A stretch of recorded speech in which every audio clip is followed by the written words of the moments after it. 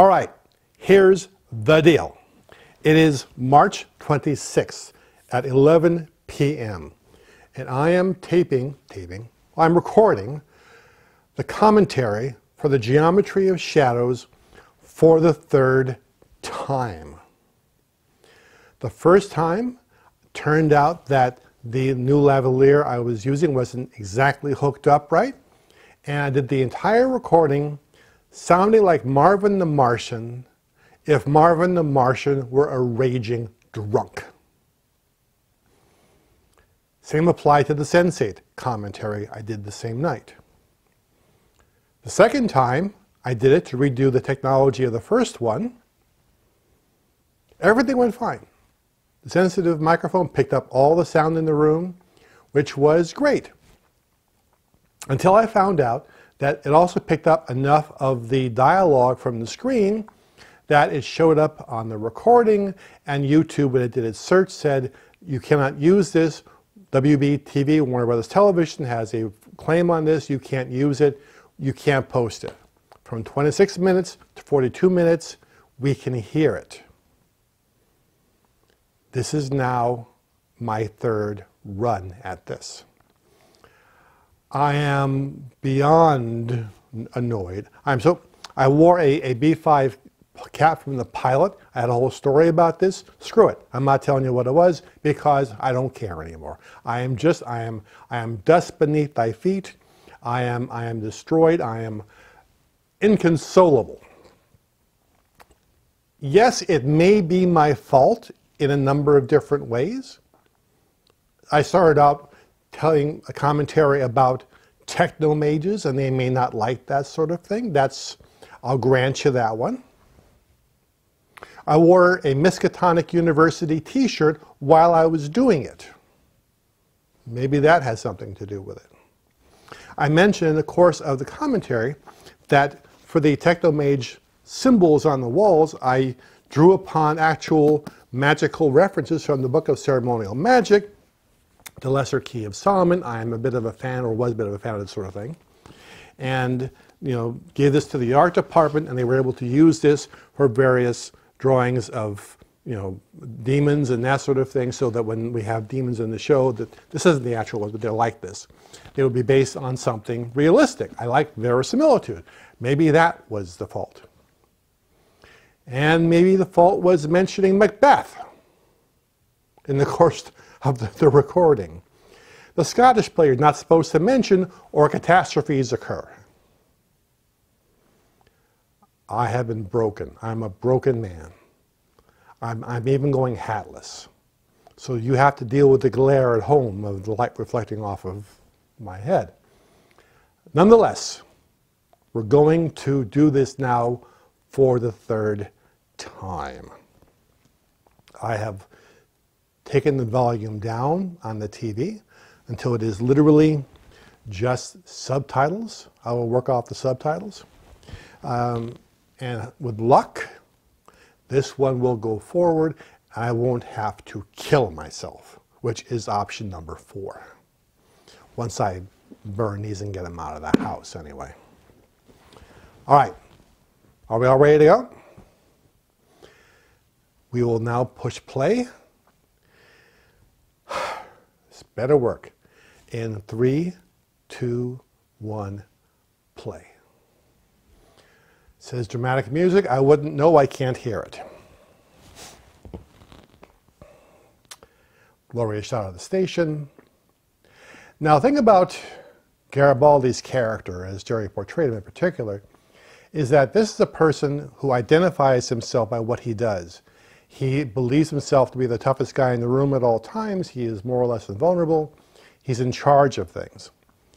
And in the 2 cases in the show where that belief was challenged, when he realized he was not necessarily in charge, he was not invulnerable, this and when Bester got into his mind later on in the series, he doesn't take it well. And we see that here, and we see it later on in the episode. I want to work through the idea that this is someone whose self-worth, whose self-image is tied into the job that he does. And not only is the job now in question because of the new commander, who he doesn't know and is suspicious of, he has to deal with the reality that he got shot by his second, and he didn't see it coming. So, as he says, what kind of security guard is he if he can't see even that bit coming? Jerry did a great job in this particular episode. What was cool about Jerry was that really I just wrote Jerry as Jerry. He showed up with this attitude. If you've ever seen him at a convention, you know this is exactly how he sounds, this is exactly how he talks. That's what you do in casting, is you look for the person who is the character and you hire that person. You don't try and make them into something that they're not. You say, okay, who has that vibe? Who has that instinct to be that character? And Jerry had that in abundance. As did Rick. That's kind of that calm, masterful air. That's Rick Biggs. That's exactly who he was. And then that's why I think the show seems so authentic in many ways, is because what you're seeing is kind of who those guys really were. The reason I had the whole haircut thing going on is that when you get a haircut, you're going to get a new job, you're going back to school, or you're getting a promotion in some way. And Londo, for the very first time, is on the rise. This is his ascension. He had been sent here as kind of a joke. No one else wanted the job. But now that he has started to prove himself as far as getting the shadows to take out Narn targets, suddenly everyone wants to be his friend. Suddenly they see, oh, this is a man with connections. And this is, as the mob likes to say, a friend of ours. And the shadows are a friend of ours, even though the shadows are not anybody's friend, never have been, never will be. And so now he is being pulled in to this kind of court intrigue for the first time. And part of him loves that, because Londo likes the backdoor dealings, he likes the scheming, he likes playing games and moving the pieces around. And so he's being all primed up and made pretty for his new role as having more power. The dots on his head, by the way, we eventually kind of pulled those back a bit because it looked like he was unwell. I know they were doing it in order to sort of mask the parts of the prosthetic that joined toward the bottom, but they were a little bit overdone. So we were always still trying to find the balance of what the makeup would be and how it would work, particularly with that in the hair reaching toward the stars. We needed to find something that wouldn't be constantly pulling our eye. And here the pieces start to look a little better. Bill Forward, who played Lord Reef in this, did such a great job. It was so, you really feel the smarminess, but also you feel the ambition between them. I liked earlier when he said, looks to Veer, and we can trust him. And Veer's like, well, yes, you can trust me. Him's you one that I can't trust. For me, the fun of the whole Drazi storyline was kind of, as the Brits say, taking the piss out of some of the more violent aspects of nationalism. As they say later on in the episode, what's the difference between fighting over a purple or green sash and fighting over flags of different colors? Granted, behind those flags there are political systems that need to be either supported or challenged, but ultimately comes down to, as in sporting events, I'm wearing a shirt that is for my team, and you're wearing a shirt for their team, and fighting breaks out, and things get violent. The next thing you know, someone's invading Poland and someone loses an eye. I may have gone a bit astray. So I wanted to do a little bit of that aspect to it, taking a different view of nationalism. And there's also the element, too, of wanting to take advantage of the fact that we had so many Drazi in the show, we could actually do a story about them. We had a repertory company of actors whose faces had been sampled for prosthetics, who we kind of recycle over and over in the course of the story and the course of the production. So you often see the same actors playing different kinds of roles. I should mention, because it comes up a lot, was there any greater meaning to the choice of the colors purple and green? And the answer is absolutely no. I like the colors. Purple is also a royal color. Green's like, Green Party. It's like, there's parts of that, but mainly I just like the colors. And, if you put green and red together, you get purple. So with blood, red blood, comes purple out of the green. I admit that's a bit thin, but that was in the back of my head, which I notice again in the camera now is shining like a radioactive beacon. I could be the bat signal if you put the cutout on the top of my head right about now. I call it the geometry of shadows because I like the dichotomy of that. Shadows are indefinable, indistinct, there and not there, and geometry is very precise. I like the idea of precision versus the more sort of almost poetical elements of a shadow. That kind of sums it up for me a great deal for what technomages are and what they do. And I want to keep a reference also to the shadows because they are indeed, heading our way. The uniform or the outfit worn by Michael and Sarah, I was never quite happy with. I mean, they did the best job they could, but I said I wanted it to feel like organic technology, circuitry, but the look, and it was too late to really change it, was a little bit too on the nose. So you can see like a circuit board on his chest. And the staff also has like circuitry impressed on it. And a truly advanced civilization would not be using the kind of transistors you would see on a ham radio. But for what we had to work with, that's all we had. There are 3 technomages that we just all walked by. And there is a reference that I was going for here, which is, I'm going to reference it again, I don't care what happens. In Macbeth, in the Scottish play, there are 3 witches who see Macbeth on the road with his friend and says that Macbeth shall be king. And they give him the circumstances under which that would begin to happen. And that blessing really is what drives him onward in the course of his story. And I wanted to play the technomages in the same way that getting their endorsement, getting their blessings would constitute, again, the blessing from the witches in the Scottish play. But in both cases, it really doesn't work out as well as either Macbeth or as Londa would have liked. I brought Claudia in for this role because I really wanted to give her a respite from command and control, where she was just ordering in ships all the time and being very, dry and kind of the character, and help broaden her up by giving her more responsibility. This is where we see some of the symbols that are there in the background.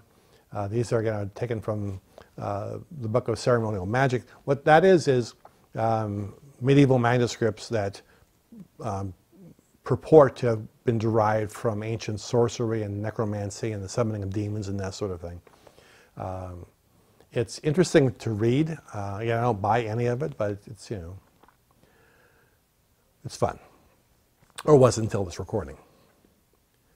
I like this scene with Veer and Londa because you really see the relationship that's developing between them and has been for some time now, where it's more of a friendship. And the word salad that Stephen has to pump out during this scene about the currents that you have to fight makes no sense, but to listen to it, it sort of kind of makes sense. And I'm not quite sure where it's going to go, but he's just going on and on until he finally gets stopped. And it can make anybody mad after a while. Londa's just like nodding until he just can't take it anymore. Like, stop this. Just give me a straight answer. The relationship between Stephen and Peter was always so great, and really you can buy that. I also like that in these earlier episodes, before Lando goes over to the shadows completely, there's a brightness in his garb. You see he's wearing here a purple vest and a green tunic underneath it, purple green. And he has the big jewels over here and the one at the neck. This is an ostentatious, big guy who liked being the center of attention and dressed accordingly. A lot of the joy went out of him when he changes later on. This might be one of my favorite scenes in the entire show, when Stephen knocks back the drink and does probably the single best fall I've ever seen. He's stiff as a board, bam, and over. It's just, I can't love it enough. And Stephen was always willing to go to the comedic limits where necessary, than to go one step beyond that, which is the hallmark of a good person with good comic timing. They understand that sometimes you have to go one step too far, which Tim Conway used to do all the time.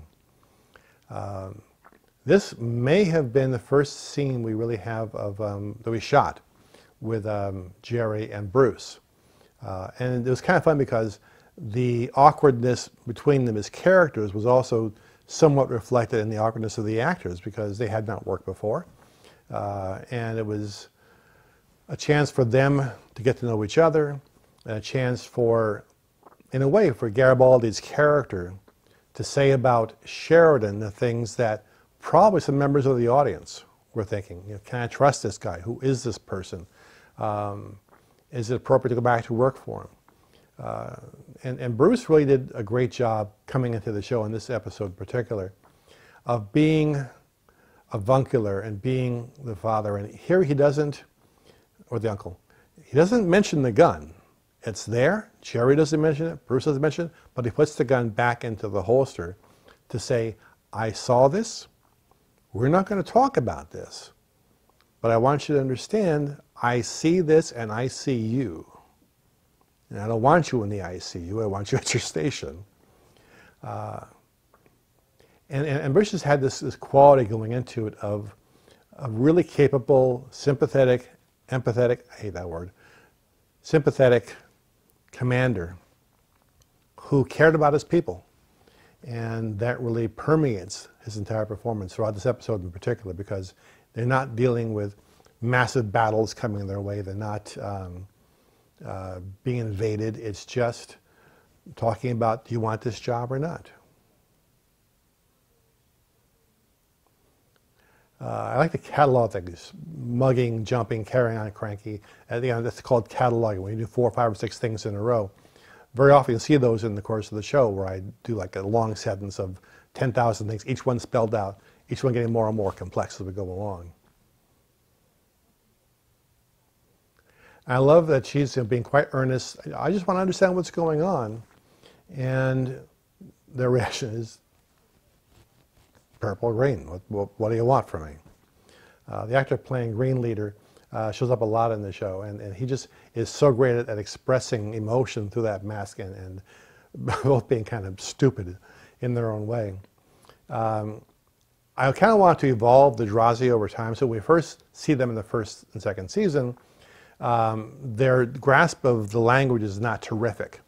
They tend to be almost like Neanderthal-esque in their delivery. They haven't grown up with it. But in the course of the 5 seasons, they gradually learn the various dialects and languages of the different worlds, more readily, and they can communicate with fewer, almost primitive structure. I should mention that there was a line in the script, I'm not sure whether it was survived or not, where Ivanov talks about the Drazi saying that she has a better relationship with her foot than she does with the Drazi. And the night before we were to shoot this scene, she broke her foot. This episode, I should say. And had to come back to work. We had to shoot anyway. We had to keep going ahead. So we wrote the broken foot into the story. So she did this scene with that broken foot and was terrified when the fight breaks out that they were going to land on her, as they seem to do here, and break it again. Like 3 or 4 different places it was broken. So we had to really protect her and make sure that it didn't happen. But that was the start of one of the B5 synchronicities that would go on to become a regular thing on the course of the show. Things that were written in the scripts tended to happen in real life. Like the time that they had to, later on, try and get more power to broadcast the voice of the resistance, and we lost power at the stage to shoot that scene. We had to bring a generator in. There you see more of the markings on the walls that come from the ceremonial magic. And you're really seeing a side of Veer's character that we haven't seen a lot of before, which is his courage. He walks into this situation, and he's not going to budge no matter what they throw at him, even though what they throw at him is a large demon. And it should be pointed out that at the time we made the show, doing CGI creatures for TV was particularly difficult because to render at the scale required, the resolution required to make this actually work, they were rendering frames at about 1 frame per hour. Now think about how long this scene is, and each second is 24 frames, so you can do the math. But Veer doesn't move. He plants his feet and stays right there. Everyone was very much in awe of Michael Ansara in the course of playing this role. He was always bigger than life, and that voice was just so phenomenal. I would give a lung to have that voice. Not one of mine, but if there are any volunteers, you know where to find me. I love this. He thinks he can bargain by saying, "But there's money involved. We pay cash. Can we make a bargain here?" A little bit of that comes from Harlan. Harlan Ellison was loved to haggle. He loved to bargain. He always say at the end of it, once you get down to the very bottom line of what the other person would take, he would say, "I have cash." Sometimes that worked, and sometimes they threw him out.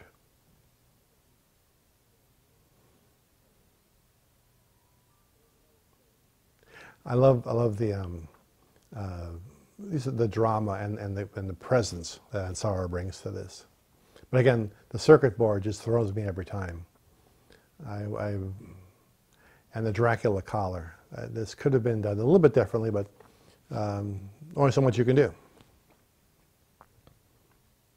So now when we work through, again, this is written after Claudia had her accident, to work the broken foot into the storyline. And we actually used the diagnosis that she had of the multiple breaks in Rick's explanation. What I like is always trying to break these down to a personal level. So talking about, I'll give you something for the pain, and who were you when I was going through puberty. These are the kind of thoughts that occur to me in the middle of the night while I'm writing. Is what can I compare this to? Oh, I know. We all have terrible problems going through puberty. So that seemed like the right way to do it.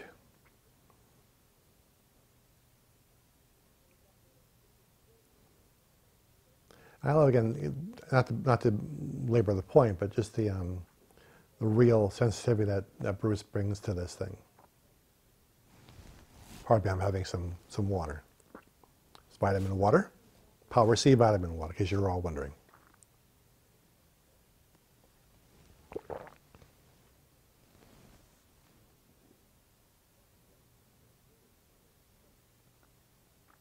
I love that Ivanova, whatever she starts, she will not back off. She will keep right on going. Doesn't matter, break her foot, she'll just come back roaring. And she's absolutely right. Her solution is correct. If you can find a way to do this in a non-violent way, that's what we always try and do. We have treaties. We have, okay, we'll work out our differences peacefully, and we won't kill each other while we're working it out.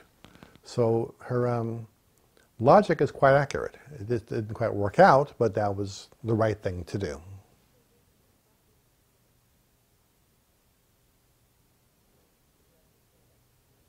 With a broken foot, knows that just standing up is the hardest part. In most fantasy fiction, there's always that one group that is leaving on the way out, that senses something coming, and the technomages, or like the elves in Lord of the Rings or others, sense that a darkness is coming and we better split town before it gets here. The illogic on my part, and I'm willing to confess to this, is, Earth doesn't want them to go because they have advanced technology. And that begs the question, how would they stop them? Number one, if they are outside, they can just, open up a jump point and get out. They have advanced technology. So I never really specified what Earth could do to keep them from leaving because I didn't have a good answer. I still don't have a good answer. I can answer what those patches mean on the front of the security vest that you're seeing there. That's the crosshairs of a gun, the sight, looking down the barrel of a rifle, which is not the friendliest of all symbols if you want to be running a station. It's like, see this? See this? These will get together if you're not careful. But it seemed appropriate at that time.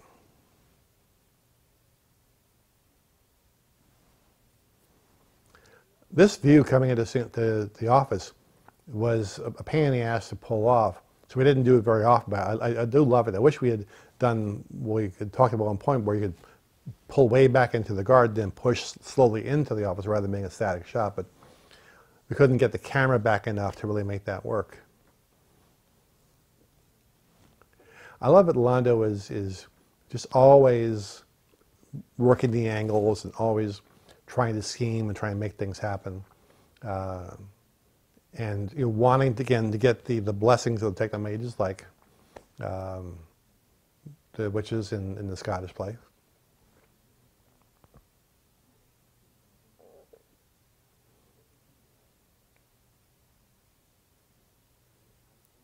We had actually begun to fix Londo's hair by this point, also a metaphor in the opening scene. So you couldn't see through it as well. So now you can put light sources behind the hair and you won't have it blasting through and making the individual strands more visible. We finally got this a little more set up. Over the course of the 5 years, we'll eventually get it better, but this was the first time I thought, okay, now it looks a little more appropriate.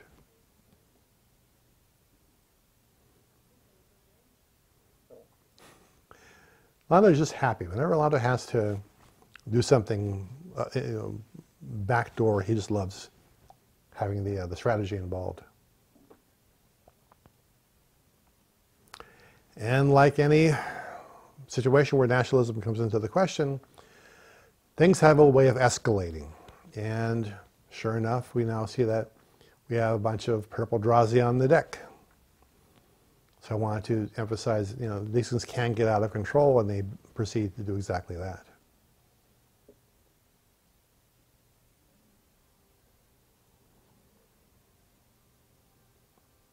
Those Star Furies should have been firing their jets a little bit, just to, we see a course correction going on there. So the thrusters should have been going, but it is what it is.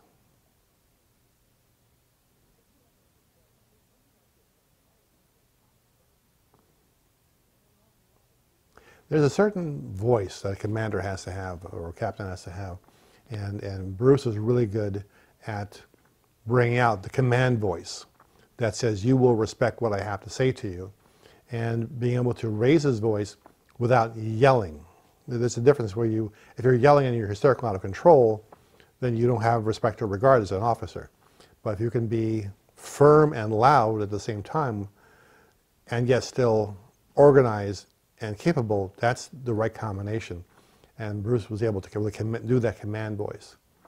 There we see in more detail the purple jacket and the green vest underneath it.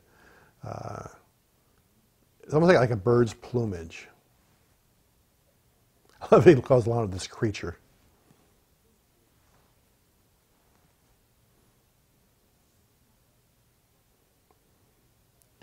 For that shot right there, where he has the image of Veer in his hand, took so long to work out because His hand wasn't quite still, and we were good at matting things in that were stationary, but because his hand was like this, we had to keep moving it around all the time. That became a very difficult process.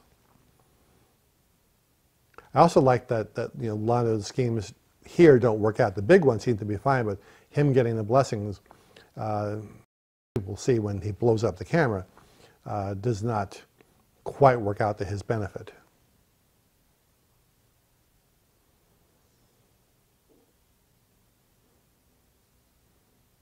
And I love the way that Peter can express fear without, again, it's all in the eyes. The fear is in the eyes and in the mouth. It doesn't change the way he talks necessarily. Not that I would know because I'm working on subtitles.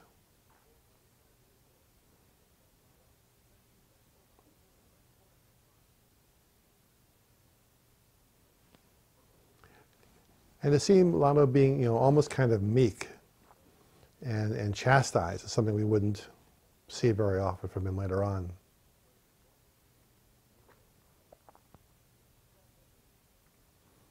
There have been questions about Sheridan's love of oranges, and is there some greater metaphysical, existential, strategic meaning to that? And the answer is, for the most part, no. Yes, he grew up with them. Yes, in space where oranges would perish relatively quickly, they're a delicacy. It's hard to get them. And they have connotations of him from childhood with his dad. But there was no larger point than that.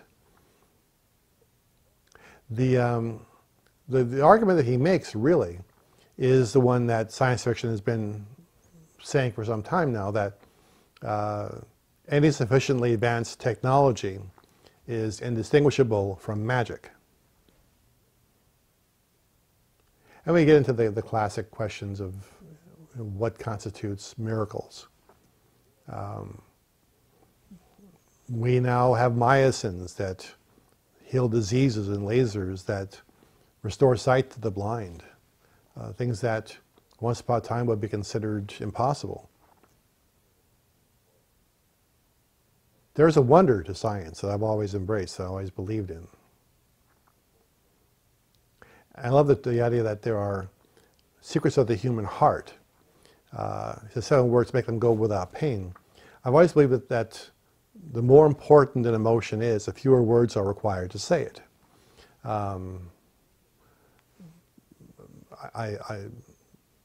Example being, I care for you, 4 words. Or even better, go out with me, 5 words. I care for you, 4 words. I love you, 3 words. Marry me, 2 words. So what is the one word that says everything you need to say at the moment you need to say it? It expresses that most important of all emotions. It's goodbye. When you say your last farewell to someone, that's the most important thing you can ever do with your life at that moment, with that person. I have said that more times than I care to think about. And now we have the orange blossom, and how the heck did Elric know about that? Why, he must be a magician. He must be a sorcerer. And she must be walking into trouble.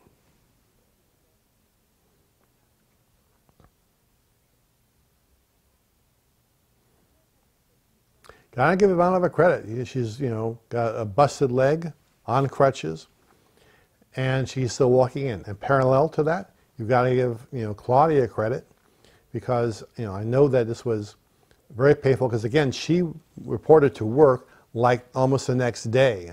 She had, I think we moved a few things around in the schedule to accommodate her going to, the hospital and the brace and the cast and the rest of it. But if you've ever broken a foot, at the point where it joins the ankle, it's not a lot of fun. But she gamely carried on. And I don't think anyone after that ever said break a leg before they went on to do a scene. Because, don't tempt fate. which is apparently the theme for this episode. Speaking of synchronicities, another synchronicity that happened in the course of the show, I was explaining time travel to Jerry Doyle, and which is kind of like explaining it to a cat. And I said, okay, what if, we were talking over lunch, what if you had the fish that you're having now and you get food poisoning later on, and the future you comes back to tell the past you, don't eat the fish. And Jerry kind of got that. And that night he got food poisoning from the fish. This happened a lot in the show. It was just, I think synchronicities exist to say that you are on the right path, that what you're doing lines up with the universe. I'm not, a believer. I'm basically an atheist.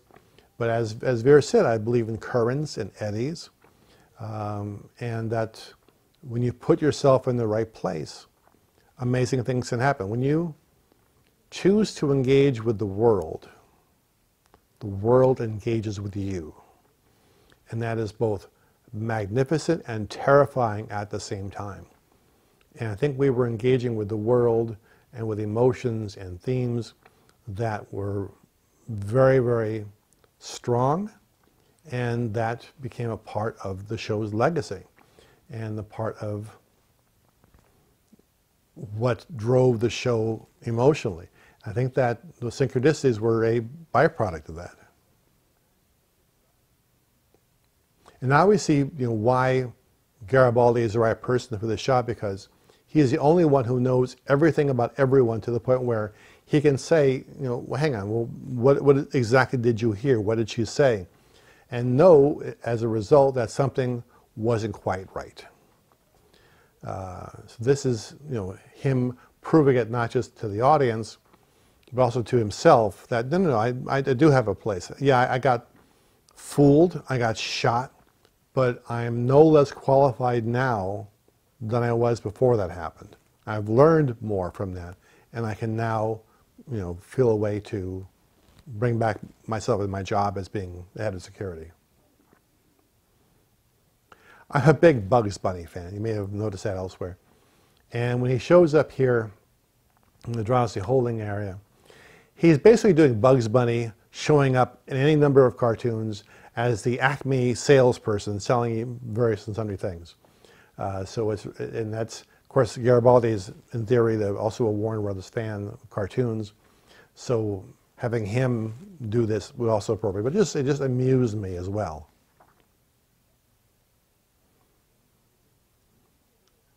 I love it. It's like, if anyone here needs a hand, just say the word. And all she can do really is punch the guy with his elbow, because she was more or less immobilized by this thing.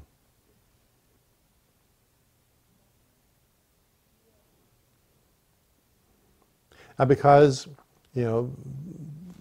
ceremonial magic is about demons and demonology, I thought it'd be fun to, take it to the next level of cyber demons that can infect your files and corrupt everything.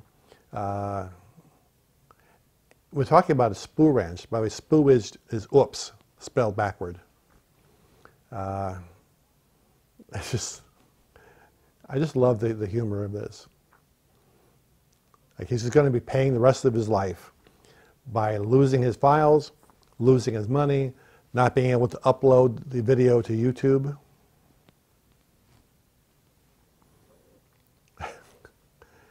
It's just, this episode was a little bit wonky on every possible level, but it's a favorite of mine. I love the attitude of it. Everything is just going wrong for Londo.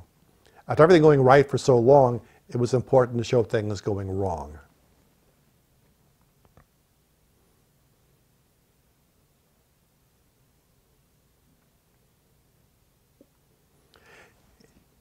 Again, it's a foolish resolution to the story, but it's not a wrong resolution. Very often in football games, just people hanging out, some will be, or other types of games, a person's wearing the colors. And if you can get the color off their belt or off their shirt, you win. So we have plenty of tradition for that. And I like the idea that that works here, and that the rules are so specific that they would allow that to happen. Like that, the rules are often held up in committee. Even the Jirazi, even the most annoying species of the world, of the universe, has to deal with committees and deal with bureaucracy. And again, he's not wrong. As he's saying, you fight for a flag. Well, it means something. What does it actually mean? It's not that arbitrary. If it's not that arbitrary, then how is it not arbitrary? How many wars have been fought over a piece of cloth? I love the way he just comes suddenly to attention. Like, oh shit.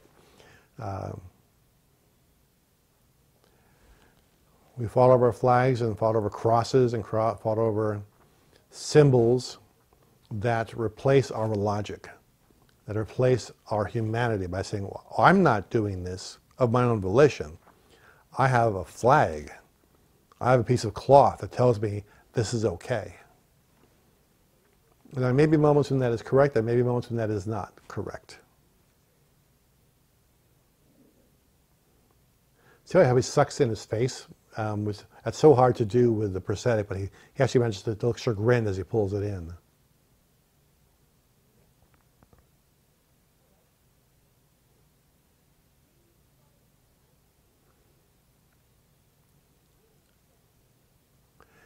This is so much fun.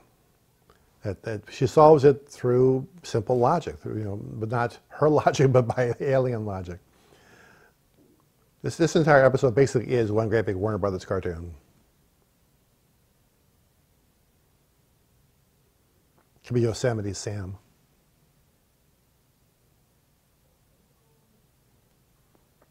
I love the trepidation in Londo. Londo's not stupid. I may be wrong, some I'm sure out there will correct me, but this might be one of the very few times Londo truly and enthusiastically apologizes for his behavior. Bunch of Narns killed by the shadows. You can see him feeling bad about it, but he doesn't really apologize for it so much. But of course, his own life is on the stake here, his own future and his own fortune's on the stake, on the line, so enlightened self-interest says, you should really probably apologize. The symbols on the wall were painted with what's called wildfire paint. It's actually invisible until you hit it with I think a black light or ultraviolet light. The idea was that they would come and go, and we didn't really use that. Once it was lit, it was hard to put the ultraviolet close enough to turn it up and down without being visible. So unfortunately, we never really got that effect. I love the demons hanging off of Londo. It's like, there's more fun yet to come. I didn't buy your apology. Because the wildfire lights have to be a certain proximity. To get the dimming effect, we had to sort of bypass it, just have them glowing, pretty much all the time.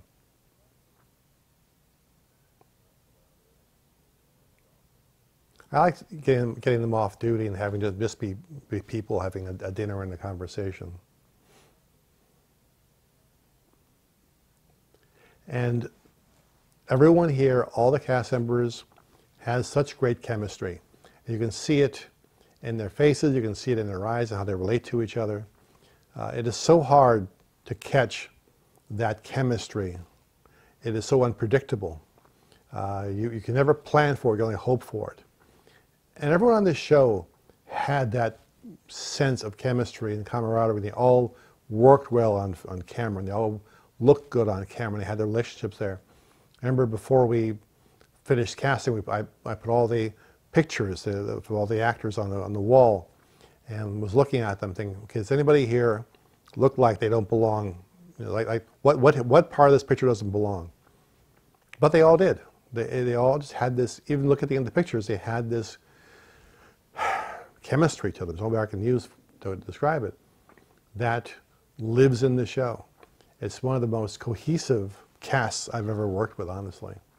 Just an awful lot of fun.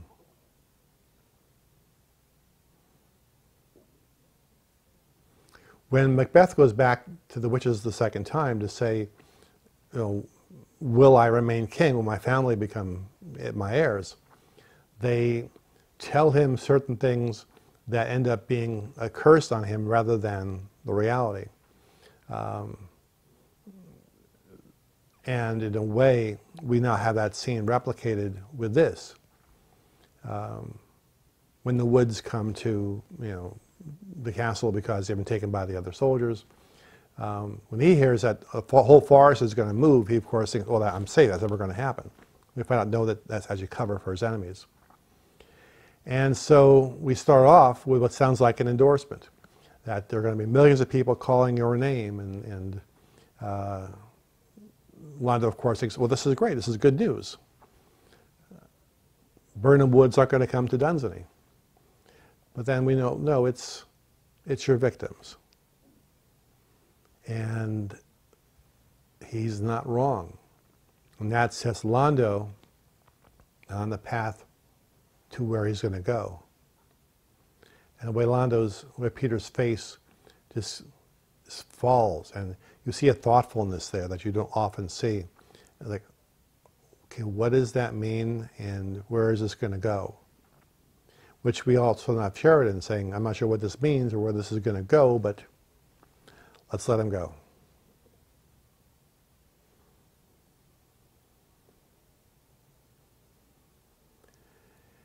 And this is, the wonder of the show. This is when he talks about dreamers, shapers, singers, and makers. It's the poetry of that is what draws me to those characters and to these stories. I'm talking about they could have made this kind of technology. No, they're dreamers and shapers and makers. I love that part of him believes in magic and part of him thinks it's still possible. And that's, I think, just so important. So that was the geometry of shadows. And I'm going to turn this off now in the hope that a cyber demon does not get into my camera again to make me sound like a drunk Marvin the Martian. I'm going to hope that I had no problems uploading it. And if all goes well, then either sometime Saturday or Sunday, this will be available for viewing. If you're viewing this and it hasn't been uploaded, that's weird. And I can't help you. And you're obviously a techno-mage. That being the case, thank you all for voting for this episode as the next commentary. I look forward to the next poll, and I look forward to not being destroyed by dark forces between now and then. Stay out of trouble. I will see you soon.